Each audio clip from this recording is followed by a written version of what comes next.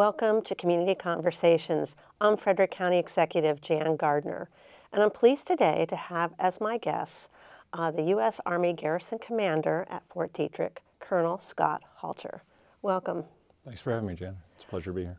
It's nice to have you today. Now, I'd like you to tell people a little bit about yourself and what your roles and responsibilities are as the Garrison Commander at Fort Detrick. Sure. I'm an Army officer. I've been in the Army for 22 years. I came in the Army through the Reserve Officer Training Corps, where they helped pay for my college tuition, and then I volunteered to serve in the Army after I graduated college. And I grew up as an Army aviator in the United States Army, so all my assignments prior to this one were flying helicopters, Black Hawks, on various assignments around the world. So coming to this position as a garrison commander, you're sort of a city manager or mayor of a small town, responsible for a wide array of services. So nothing I've done previously really prepared me for this strange culture that I sort of stepped into, and roles and responsibilities. But it's really an exciting job because I have everything from the infrastructure responsibilities, that's water, sewer, road, snow removal we had to deal with recently, to security emergency services, firefighters, security guards, police officers. We're also responsible for caring for families and soldiers. That is ensuring we have all the recreation as well as the child care and other support services to make sure soldiers and their families are cared for appropriately. So every day I go from trying to manage a budget to worrying about kids and child care to is it going to snow tomorrow? So it's a fun and exciting job. Yeah, it's a diversity of responsibilities. It is. So now how do you interact as the Garrison Commander with the different federal agencies that are located on the base? So we have a number of formal and informal agreements and interactions with our local and state and even federal level. So at the local level, we interact with the city and the county, and some of those are just informal relationships that we have to understand that we need to communicate if something happens. Others are formal memorandums of agreements or mutual aid agreements. An example is the agreement we have with the county for fire. So we have automatic mutual aid agreement. So if there's a fire, it goes to the 911 center, and we automatically, based on where the location and the needs, we launch our fire engines off of Fort Detrick to help the local community. Likewise, if there's something significant on the fort, Frederick County will come onto the fort with their fire trucks and firefighters to help us deal with a large-scale emergency if that happens. We also have agreements with the city in terms of response if we need additional police forces if there was a significant event.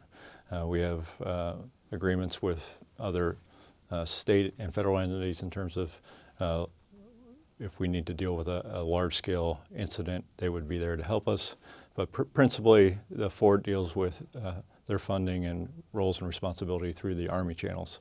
Although the unique thing about the Fort Detrick itself is that it's not really an Army fort. Right. It's more of a joint interagency facility because we have 5 different cabinet-level agencies that operate on the base: Health and Human Services, Homeland Security, Veterans Affairs, Department of Agriculture, and of course Department of Defense. We have Navy, Air Force, Marines, and the Army all operating on one little base. It's pretty extraordinary little post. Yeah, it's a different kind of a military base because there's so many different federal agencies on the base. Yeah. So you have a very unique job. I'm not sure if you would be a garrison commander at another base that you would find a similar circumstance as to this.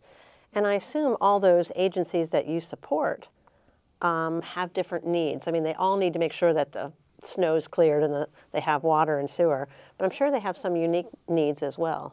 It is a challenge, particularly because we have very sensitive, important work for our nation's security happening on Fort Detrick. Those things typically fall into 2 areas. One is medical, so we have some very significant medical research ongoing on the installation. Some of the most secure labs in the world are on Fort Detrick to deal with some of the most dangerous diseases that exist. So the bio-research that's done on Fort Detrick is essential not just for the readiness of the Army or the Department of Defense, but really, frankly speaking, for the human race. We do some really important work on the base. We also have some strategic communications that are there that are necessary for our senior leaders and worldwide for the Department of Defense so that they can communicate to each other and do what they need to do for their missions. And then there was a small enclave that's on Fort Detrick that's technically not part of the Army, and it was ceded to the National Cancer Institute by President Nixon some years ago, and they're trying to find the cure for cancer. That's pretty awesome too. That's pretty awesome too. So the missions are pretty unique and pretty awesome. I think people know about the medical research and the National Cancer Institute. I think sometimes they forget about the important communication link that happens through Fort Detrick, and I think that's really critical to the support of our nation and our warfighters and our national leaders. So now, I really appreciate the partnerships that we have had between the county and Fort Detrick. You mentioned the fire service. It's been a long-standing partnership. I can remember back when the only hazmat unit we had in the entire county was off the Fort Detrick. So we appreciate those long-standing partnerships. They've been very beneficial to our entire community. But you do a number of other partnerships, you know, with education and with youth services. Can you talk a little bit about partnerships with the Boys and Girls Clubs and 4-H and those other types of community partnerships? Right, so we have agreements with 4-H and Boys and Girls Clubs of America, and that's not just a Fort Detrick agreement, that's a Department of Defense-wide agreement that they share with us their insights, services, and training for our child care and youth providers, so that they're on a consistent curriculum no matter where they are. One of the real challenges of a military child is that throughout their childhood, if their parents stay in the military, they may move up to 6 times over the course of their childhood and going through 6 different schools, and to have some sort of consistency of care and curriculum as they go from post to post and integrate and try to understand what's going on. There's this continuum of learning that's founded on some solid principles that the Boys and Girls Clubs of America have provided us in terms of what we teach and the opportunities that we provide, so we ensure our children grow up to be great members of our society. Okay, very good. It is, there are benefits and actually challenges to having children move so many times. I mean, I think children can be very resilient and be exposed to some wonderful experiences, but it's also a big adjustment every time children move, and that consistency in education is important. Can you talk a little bit about what the Army Community Partnership Program is? Okay, so the Army Community Partnership Program is a program that was started at the Pentagon level, Headquarters Department of the Army, and they come down to the garrison level and help us walk through a series of meetings, a process of trying to find out where in the community there are gaps or even overlaps where we can work together to, 1, be more effective in providing services for our communities, and 2, hopefully provide some efficiency so we can do things at a lower cost. So as good stewards of our taxpayer monies, both at the county level and at the Army level, we're always trying to find ways that we can do what we're doing now at less cost. An example of that was the computer-aided dispatch with our 911 center, so we didn't have to invest money in that, and we were able to partner with the county and on economies of scale lower some of your costs and greatly reduce our costs. We saved a large chunk of money, and by doing so, we provided visibility for all the county assets in the city and the fort so we could see where everything was and respond more quickly to any emergency. That's a huge win. It is. So we're going to have on the 27th of February, we're going to have a Needs and Capabilities Conference at the Mount St. Mary campus in Frederick.